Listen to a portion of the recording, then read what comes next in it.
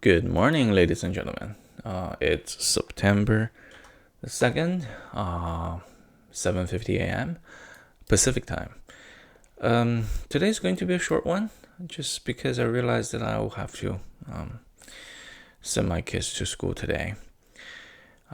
Who'd have thought of that? He's already 4 and he can't even go to school by himself. When I was of his age, I already invented bicycles. Kids these days, huh? What can you say? All right, let's look at Bitcoin. On the daily time frame, a quick glimpse of what has been happening for the last few days is actually it's a bit concerning since yesterday, because we are indeed at the resistance level of $50,000, and just like last time, it made a little thingy, short wick here before it starts plumbing down to 46,000, and then it went back up. Will it be able to make through 49,000 again, or will it go down like this? It's hard to say, right? The probability, I would say it's maybe the same, but with a slight higher possibility that it will go back down, just because it didn't break through for the last several times. However, the trend for the most recent 3 days has been, pretty strong, which is a good thing. So let's look at, well, I guess, without diving into the more details, I would safely say that if you are planning to do anything today, longing Bitcoin might not be the best option, just because we are hitting resistance. And if I were to do it, I would have to wait for eventual breakthrough, or I would wait for a clear sign of short. Then, but I don't short the Bitcoin anyways. It's against my belief. All right, so let's dive in and see if there's any trading opportunities or alert that we should be paying attention to. So on the 4-hour time frame, so this is a good 4-hour. We're still using the support resistance from yesterday. It's still going up, but for the last 4 hours, price has been dropping down. And it might be okay. I'll move this down a little bit. Let's see. Okay. All right. Okay, just to make sure that it's actually indeed a bit concerning. I will wait for 1 more hours for the for the candlestick to be completed. But if it were true, if the candlestick were true, we might be seeing the price dropping down to 49,000. But that's just too early, too soon. And if the price comes back down here, and if it doesn't go all the way, and if it does like something like this, I would probably get away. 1 hour. Ooh. Okay.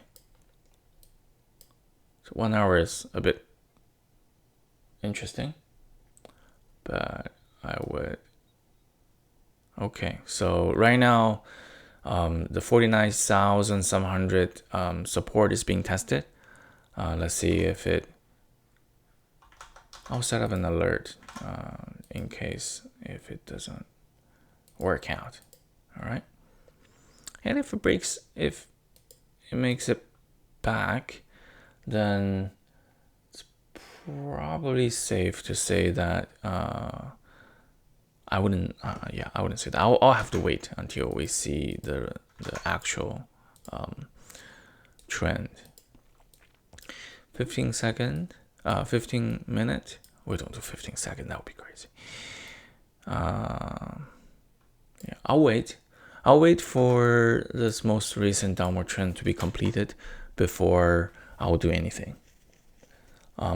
Okay, so that's it for Bitcoin. So my trading plan, I've kind of formulated my trading plan. So my trading plan will be wait for support at 497, retest. If support not held, we probably will need to reduce our position.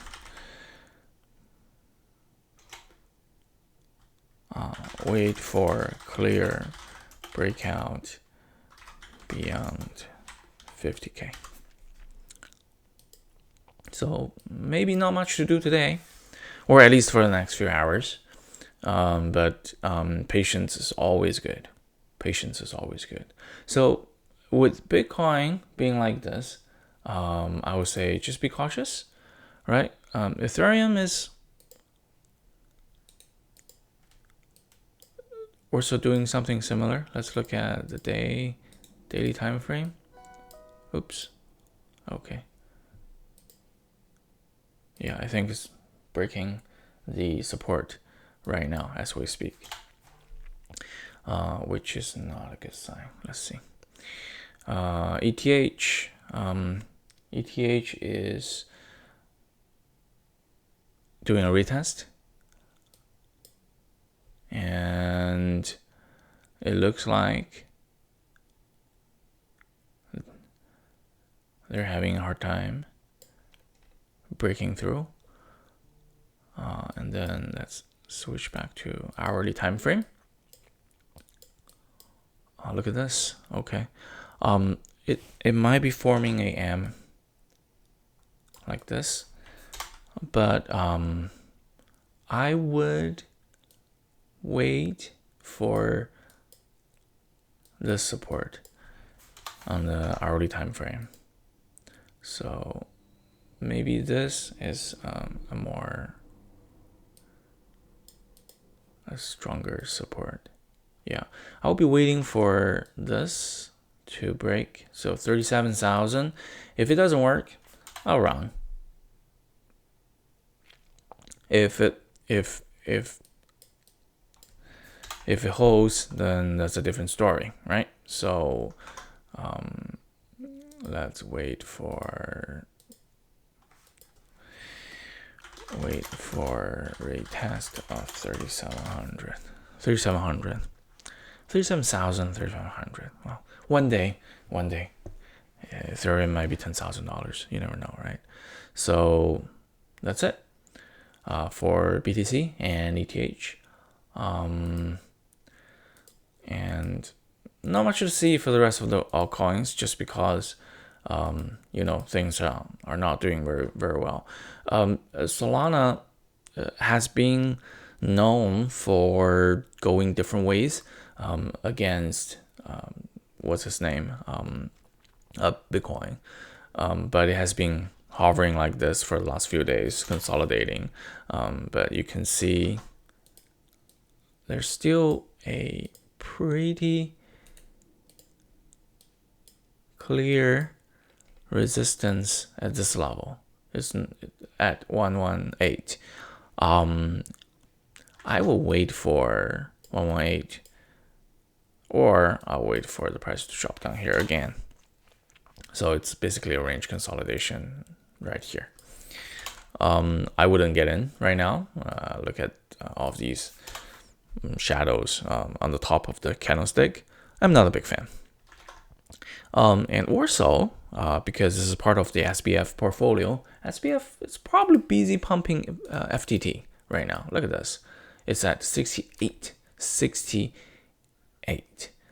All right. So it could come down like this. The majority of my FTTs are staked, so I don't, it's nice to see that your wallet, portfolio investment goes up, but then knowing that it's FTT, it'll come back. So, oh, okay. Dogecoin is actually having an interesting day. If the price level can hold here, Dogecoin is definitely something to be watched. AVAX, well, still doing range consolidation on the 4-hour time scale. ADA, Cardano, okay. I don't know. I'll wait for the retest of this support. Just make sure. If this is the case, then it might go up. It might just be, but then again, I wouldn't be. Look at this. I wouldn't be longing Cardano, just because it has break through the resistance at 2.95. If anything, this is a big telling. You probably should be very cautious, and we're at all-time high right here, right? Like, you don't want to be the one who takes who buys at the top of the mountain. So I'll just watch. I'll just watch. There are better coins to do than Cardano. All right, so that's it for today. It's time for me to get going. Thank you very much, and I'll try to pump out better quality videos in the future. I laugh at myself. This is a total slacking off work. But anyways, it's hopefully it can give you some sort of insight into how a professional trader does his market analysis. All right, so I'll see you tomorrow, I guess. Bye.